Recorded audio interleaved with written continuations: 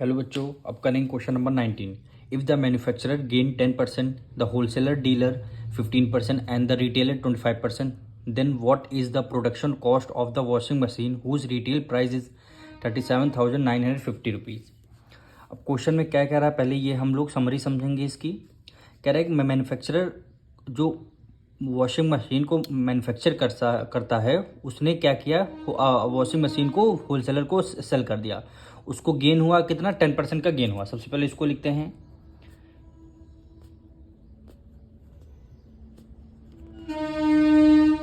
एक मैन्युफैक्चरर है, उसको कितना गेन हुआ है? 10% का गेन हुआ है। उसको कितना? 10% का गेन हुआ है। फिर इसने मैन्युफैक्चरर ने क्या किया, वॉशिंग मशीन को किसको सेल कर दिया? होलसेल डीलर को, यानी यहाँ पे लिखते हैं डीलर। और डीलर ने फिर आगे रिटेलर को सेल कर दिया। डीलर को कितना गेन हुआ है? 25% का 15% का गेन हुआ है। यानी इनका कितना गेन हुआ है? 15% का इनका क्या हुआ है? गेन हुआ है। फिर डीलर ने क्या किया, आगे सेल कर दिया रिटेलर को। आगे सेल कर दिया रिटेलर को। फिर रिटेलर ने क्या किया होगा? रिटेलर ने आगे सेल कर दिया होगा किसको? कस्टमर को। तो उनको रिटेलर को कितना गेन हुआ है? 25% का रिटेलर को गेन हुआ है।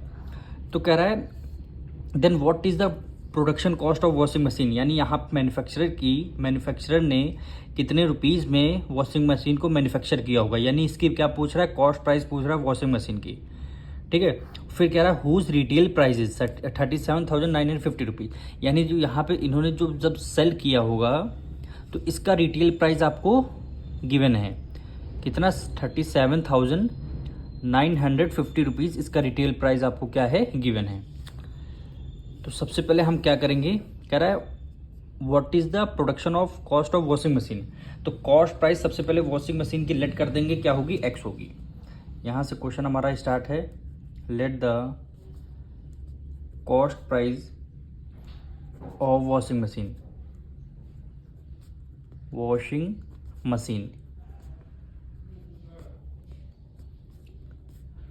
हमने लेट कर दिया कितने? एक्स रुपीज़ की है वॉशिंग मशीन हमारी। एक्स रुपीज़ में मैन्युफैक्चर हुई होगी।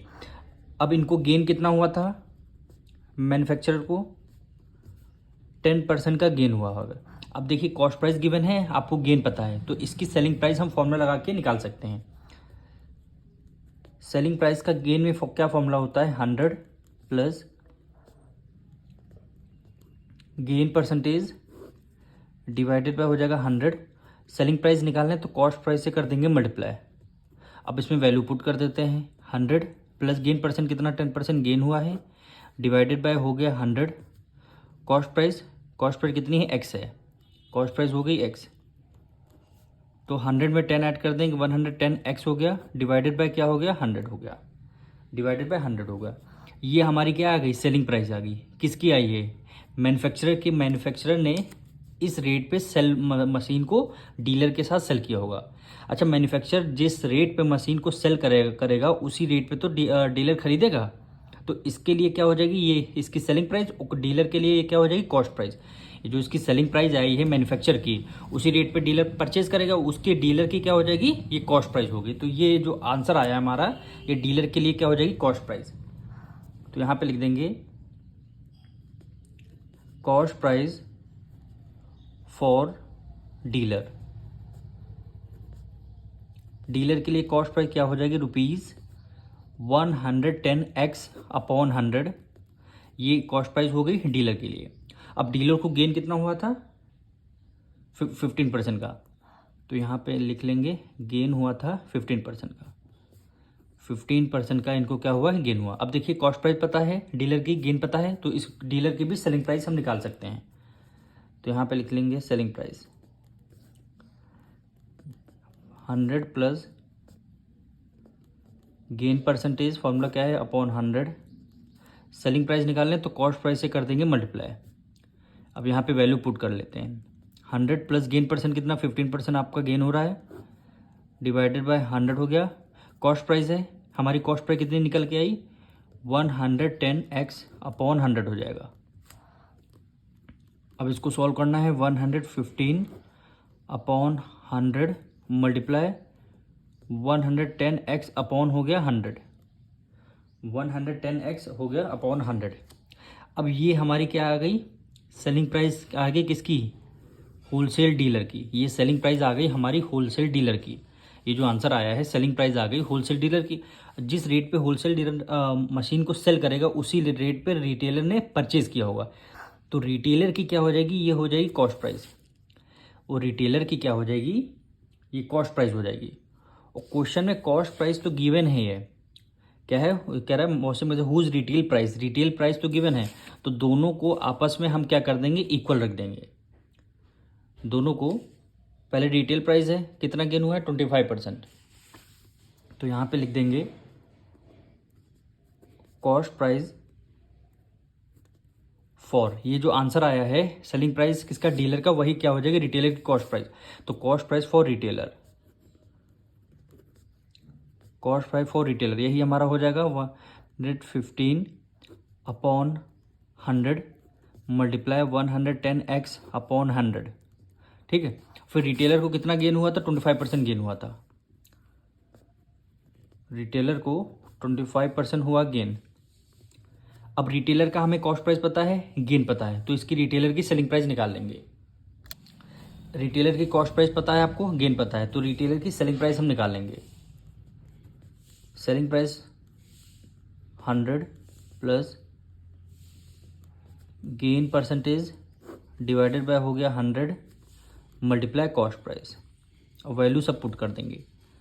यानी 100 प्लस गेन परसेंट कितना, 25% हुआ है गेन, डिवाइडेड बाय हो जाएगा 100 मल्टीप्लाई कॉस्ट प्राइस क्या गिवन है 115 अपॉन 100 मल्टीप्लाई 110x अपॉन क्या हो जाएगा 100 हो जाएगा। ये हमारी क्या आ चुकी, इसको एक बार और सॉल्व करते हैं। 125 upon 100 multiply 115 upon 100 multiply 110x upon 100। ठीक, ये आ गई रिटेलर की सेलिंग प्राइस, ये आ गई रिटेलर की सेलिंग प्राइस। पर क्वेश्चन में देखिए और एक चीज़ हमें गिवन थी, ये जो सेलिंग प्राइस है रिटेल प्राइस, ये हमें जो आंसर आया है इसके इक्वल रखना है। ये जो आंसर आया है हमारा इस इक्वेशन के इक्वल रखना है, ये अमाउंट के इक्वल रखना। तो हमारी क्या हो जाएगी, एक्स प्राइस आ जाएगी, हमारी क्या हो जाएगी, एक्स प्राइस आ जाएगी। तो सबसे पहले इसी को पहले हम सॉल्व कर लेते हैं। सबसे पहले यहीं पे जो हो रहा है हम सॉल्व कर लेते हैं।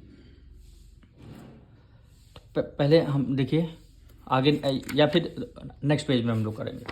तो नेक्स्ट पेज में करते हैं 125 अपॉन 100 हो जाएगा multiply 115 upon 100 multiply 110x upon क्या हो जाएगा 100 हो जाएगा।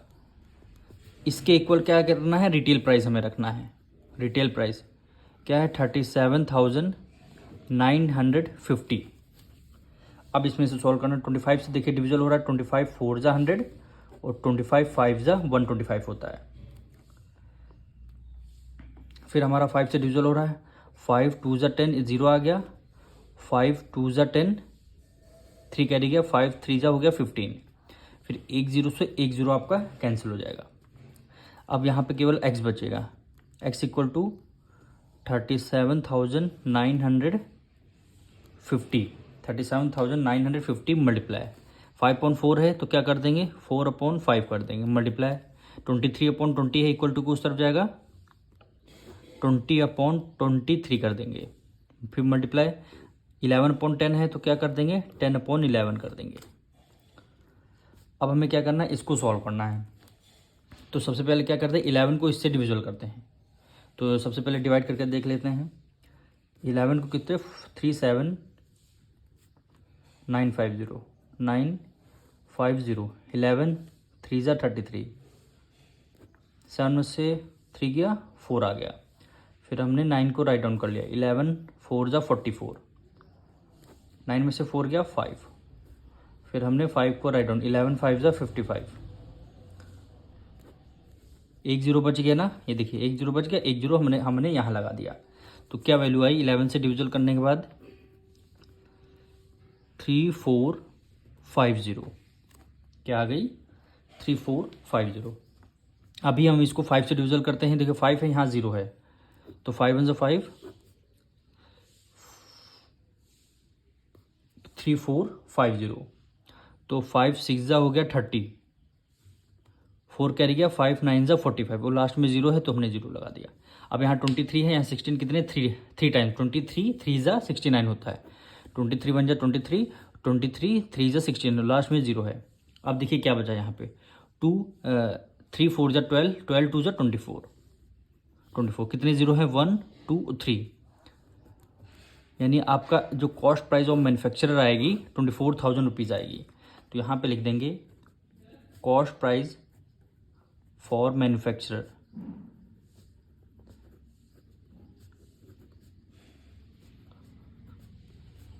₹24,000, यही क्या हो जाएगा, आपका आंसर हो जाएगा।